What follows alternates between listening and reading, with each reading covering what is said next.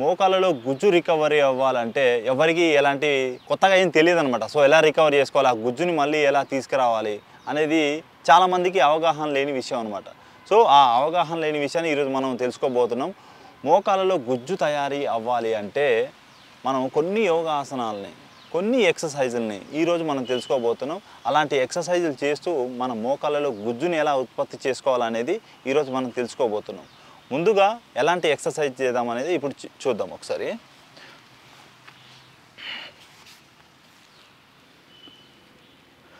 ముందుగా ఇలా మనం వెల్లకిలా పడుకున్న తర్వాత ఈ రెండు చేతుల్ని అలా నేలపై ఆనించి మన ఈ రెండు కాళ్ళు ఏవైతే ఉన్నాయో ఒకేసారిగా, ఈ రెండు కాళ్ళని ఒకేసారిగా అలా బెండ్ చేస్తూ మళ్ళీ అలా సాగతీస్తూ ఈ కాళ్ళను అనేవి కింద ఆనించకుండా ఓన్లీ గాల్లోనే ఇలాంటి ఎక్సర్సైజులు చేస్తే మన మోకాళ్ళలో రాపిడి అనేది జరుగుతుంది. సో ఈ రాపిడి జరగడం వల్ల మనకి మోకాళ్ళలో గుజ్జు ఉత్పత్తి అవుతుంది అన్నమాట. సో డైలీ ఇలా ఒక 20 టైమ్స్ మన మోకాళ్ళతోని ఇలాంటి ఎక్సర్సైజులు చేస్తే ఖచ్చితమైన బెటర్మెంట్ అనేది ఉంటుంది మనకి.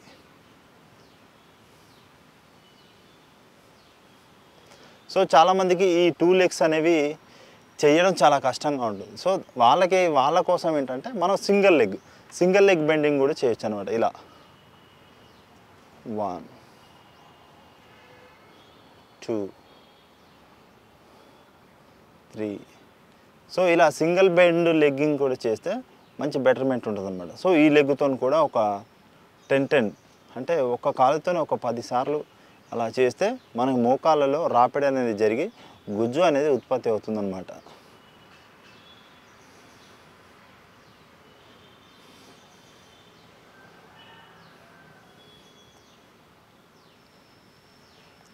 సో ఇందులోనే రెండో ఎక్సర్సైజ్ గురించి తెలుసుకోబోతున్నాం.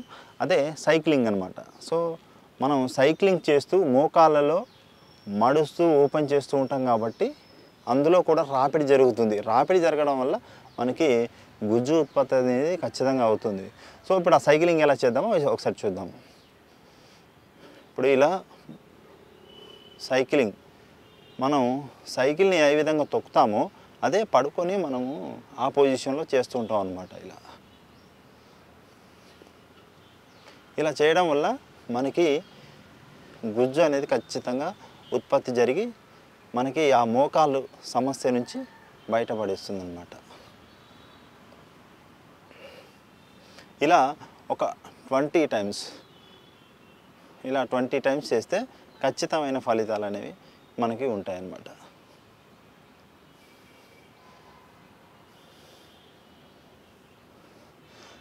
సో మళ్ళీ యాజ్ ఇట్ ఈజ్గా సేమ్ పొజిషన్లోకి రావాలన్నమాట. ఇందులోనే ఇంకొక ఎక్సర్సైజ్ గురించి తెలుసుకోబోతున్నాం. అదే మనం 2 లెగ్స్ బెండింగ్ అనమాట. సో రెండు కాళ్ళని ఎలా బెండ్ చేస్తే మనకి ఎలాంటి ఫలితాలు ఉంటాయని ఫిట్ చేద్దాము. సో కాళ్ళని ఇలా బెండ్ చేస్తూ 1 2 3. సో ఈ 2 లెగ్స్ బెండింగ్ అనేది చేయడం వల్ల ఖచ్చితమైన రాపిడి జరుగుతుంది మోకాళ్ళలో, ఖచ్చితమైన గుజ్జు అనేది ఏర్పడుతుంది అన్నమాట. సో ఇలాంటి ఎక్సర్సైజులు చేస్తే ఖచ్చితంగా మనకి గుజ్జు అనేది ఉత్పత్తి అయ్యి మనకి మోకాల సమస్యల నుంచి ఈ ఎక్సర్సైజ్ దూరం చేస్తుంది అనమాట. మళ్ళీ ఒకసారి చూద్దాం. రెండు కాళ్ళను అలా పైకి లేపుతూ బెండ్ చేస్తూ అలా మళ్ళీ సాగదీస్తూ నేలపై పడుకోబెట్టకుండా ఆనకుండా అవి గాల్లోనే ఉంచి మన బాడీని టచ్ అయ్యే విధంగా ఉంచుకోవాలన్నమాట.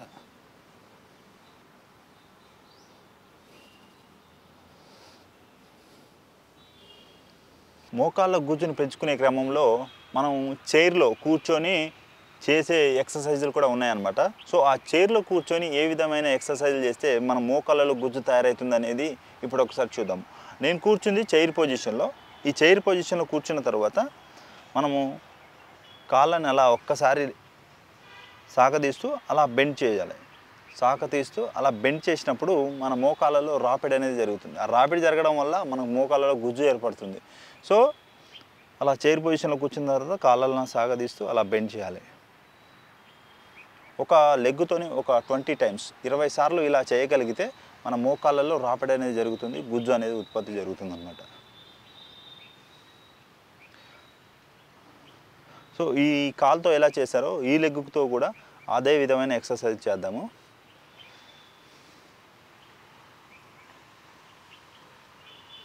సో ఇది మోకాళ్ళకి ఆపరేషన్ అయిన వాళ్ళు డాక్టర్ని సంప్రదించి చేస్తే కొంచెం జాగ్రత్తగా ఉంటుంది, మంచి ఫలితాలు ఉంటాయి అన్నమాట.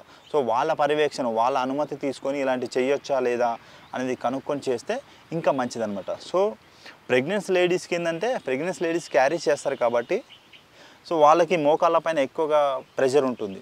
సో అది వాళ్ళు ఇలాంటి ఎక్సర్సైజులు చేస్తే మోకాళ్ళ నొప్పుల నుంచి కొంచెం దూరంగా ఉండొచ్చు. చైర్లో కూర్చొని చేస్తే ఇలాంటి ఆసనాల వల్ల ప్రెగ్నెన్సీ లేడీకి మోకాళ్ళ నొప్పుల నుంచి కొంచెం దూరంగా ఉండొచ్చు.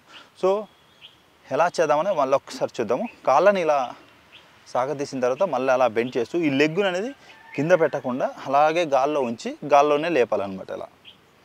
సో ఇలా 20 సార్లు చేస్తే మన మోకాళ్ళలో గుజ్జు అనేది ఉత్పత్తి జరుగుతుంది. కుదిరితే 2 సార్లు 2 లెగ్గులతో కూడా చేసుకోవచ్చు అనమాట.